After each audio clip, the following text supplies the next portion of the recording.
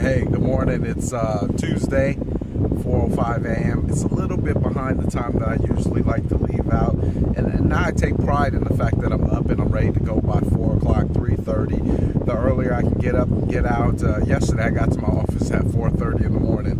A little bit too early, so this morning I decided to make some breakfast, get something to eat inside of me, really start the day off good. Last night I spent the majority of my time, me, Malachi, Silas, Sanaya, Ricky, all on the same bed, and I was going through my market charts. There's something to be said about confidence, and knowledge is confidence. The application of knowledge is power. And I was going through some market analysis. I use a system called a Crawford Report, and I look at different market scenarios. I look at the volume of homes on the market. I look at, what's available, supply and demand, what's moving what's average for this time of year.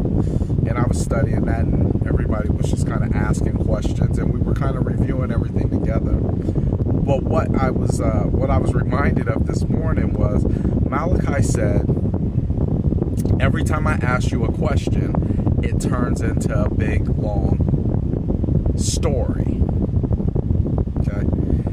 And when I first heard that, it offended me a little bit. It offended me, and it hurt, because I was really just trying to give him the best benefit of my knowledge. But he's a kid, so anything that consumes his time longer than 2 minutes and takes away from a video game or FaceTime or whatever it is that they're doing is obviously too much. So I understand and I respected that.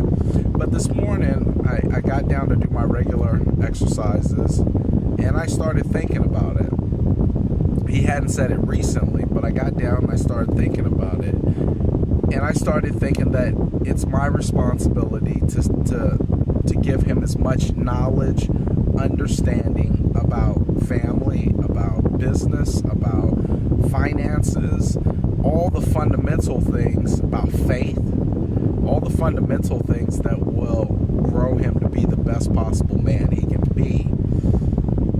And I had an example in my head of the reason why when he asked me a question, I go into this great big long detailed story about anything, because I wanted to illustrate for him exactly why I felt so passionately about what it is that he's talking to me about.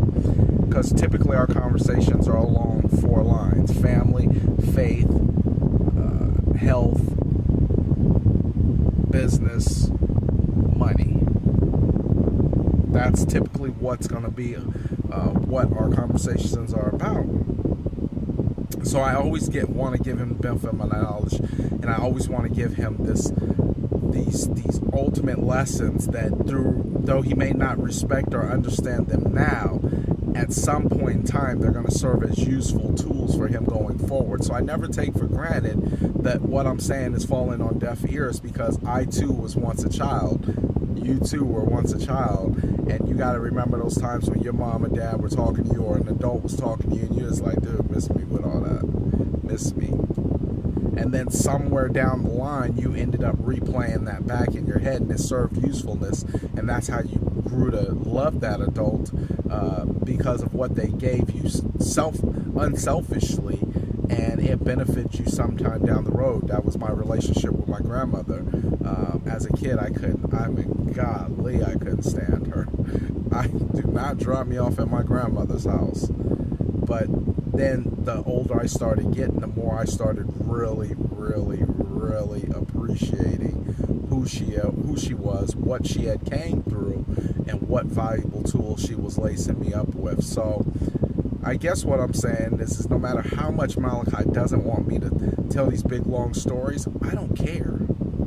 I don't care, because the truth of the matter is those stories are going to last him, and they're going to get him to where he needs to go faster. If at 18 he learns how to deal with finances, he'll be in a better place. If at 18 he learns how to deal and grow a business, he'll be in a better place. If at 18 he understands that his faith will take him long distances when it seems like everything around him is just failing, when it seems like at 18 that he needs more ability or more skills to think about potentially growing a family at some point in time, these lectures will help. So I was just thinking about that this morning. I'm never going to give up on them. I'm never going to give up on my family. And no matter how much they want me to shut up, I tell my wife all the time, if I shut up, you'd miss me talking. So why would I shut up? It's the best thing about me. It's my talking. All right, so y'all have a great day. It's Tuesday. Drink lots of water. The supply is down. The demand is up. It is definitely a seller's market right now. Price points over $500,000 typically aren't moving as fast as price points under $250,000, mainly because people in the $500,000 and up range, they're typically downsizing. They're looking to take their cash and their money out of those big homes, buy them a smaller house, and use it for more leisure time, more travel time. $250,000 range, not that many builds going up. So it's going to be a little bit more of a competitive market. All you sellers out there, all you owners out there who have properties and you're looking to sell, right now is definitely your market. We're seeing the best times that we've seen since 2002, 2003. Our market is up, I believe, 30% off of hitting our peak of 2010, 2011. So, I mean, if you guys are waiting for a better time, well, you might be that sorry guy at the blackjack table who eventually thinks he's going to win the whole casino, sits there long enough and gives them back everything that they owe. If you're looking to sell right now, today is the best market. $250,000 and under. There's a lack of inventory. We're at about 57 days, which is down from our average of about, I think, 2 months. So definitely a good time to sell. And for all you buyers out there, mortgage companies are giving out some of the best deals and best plans around. 0% downs for select areas, interest rates. Hell, we're seeing interest rates at 3.5%. I mean, we are definitely seeing the lowest interest rates that we have seen probably, probably since, the early 90s. We had one peak in about 83 where interest rates were at about 14%. So, I mean, right now you just can't beat it. If you're looking to do something, stop waiting on the market to get better. That is just a poor excuse. Sit down with a professional like me and figure out where the market's at before you start trying to look for better, because better might be right in front of you and you just waited. So give me a call, 602-686-8122. Let's talk about the market conditions, baby. Peace.